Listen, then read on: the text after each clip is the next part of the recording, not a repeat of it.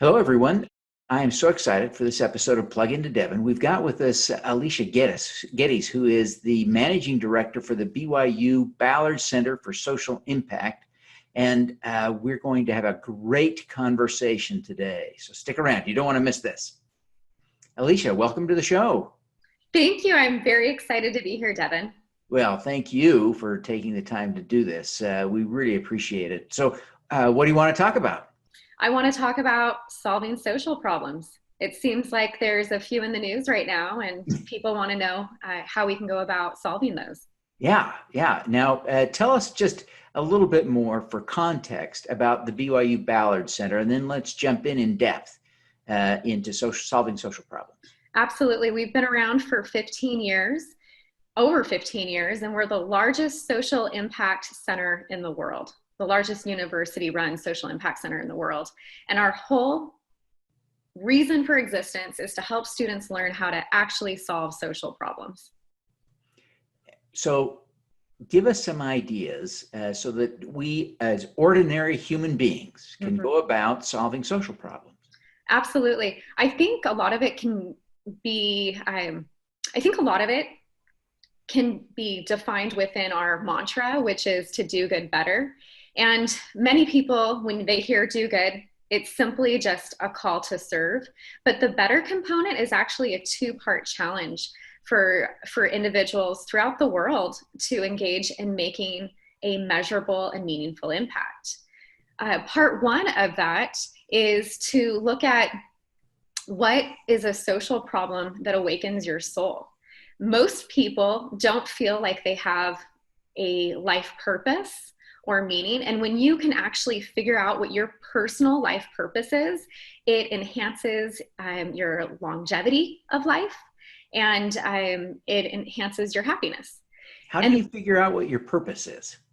I think for a lot of people, they have an awakening.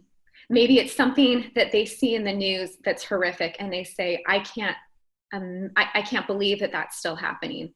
One of our students, she told me as a tween, she went to Mexico for the first time, and she was face to face with a girl who was about her age, and they had the same color of hair, the same color of eyes, the same color of skin, but she recognized that there was an economic injustice between the two of them. The woman that she was, or the co-tween that she was looking at, she was selling beaded purses on a street corner. And she was there on, my student was there on vacation with her family. And that was her awakening to a social injustice and her desire to go out and solve poverty. So for some people, you just have an awakening and you know the cause that you're passionate about. For those that don't, I often tell our students to go date a social problem, get to know it better, and that you don't have to just pick one. You don't have to be monogamous with a social problem. You can pick many. But go out there and see what excites you. My friend Andy Proctor, who runs a podcast of his own, he says that excitement is nature's best alarm clock. So what is one of those things that excites you? And I think that's one way that you can find your purpose. Excellent. Well, Alicia, how do you measure doing good better? I think you just said it in your question. Measurement is one of the keys to doing good better.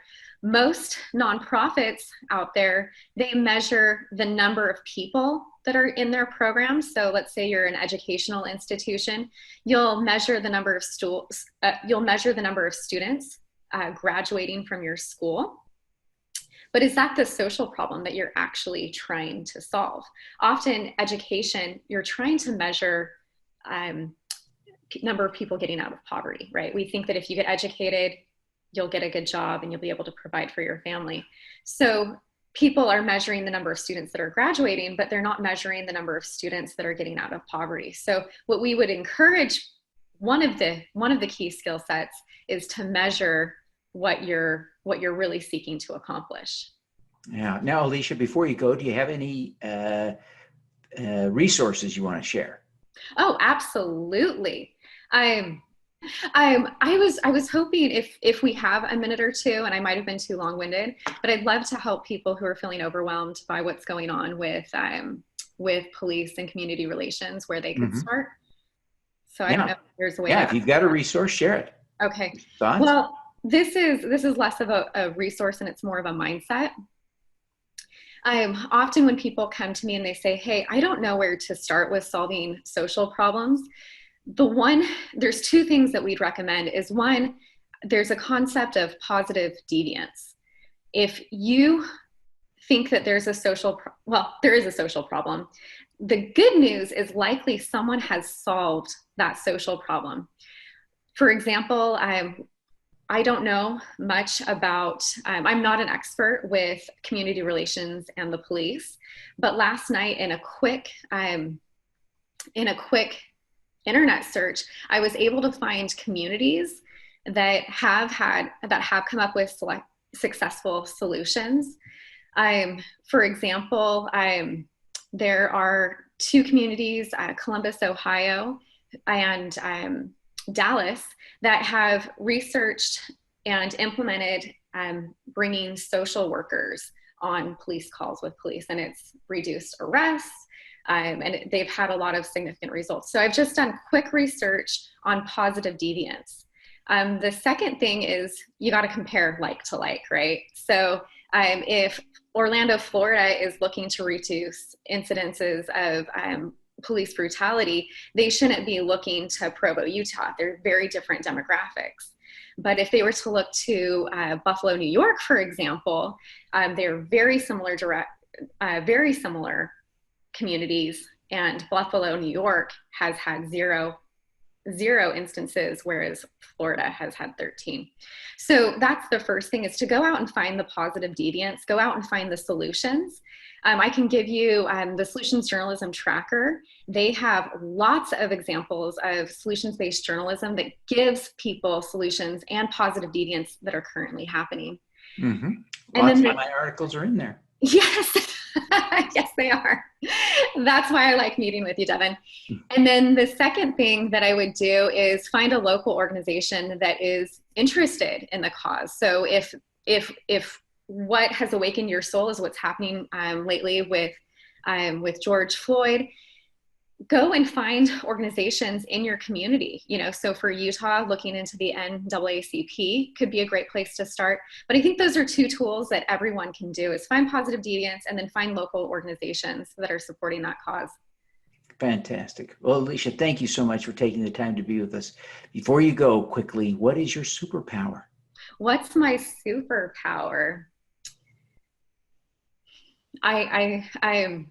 This is my superpower, Devin, and it aligns with what we've been talking about, is I believe that solutions exist, and every problem that I face, I go out and find it.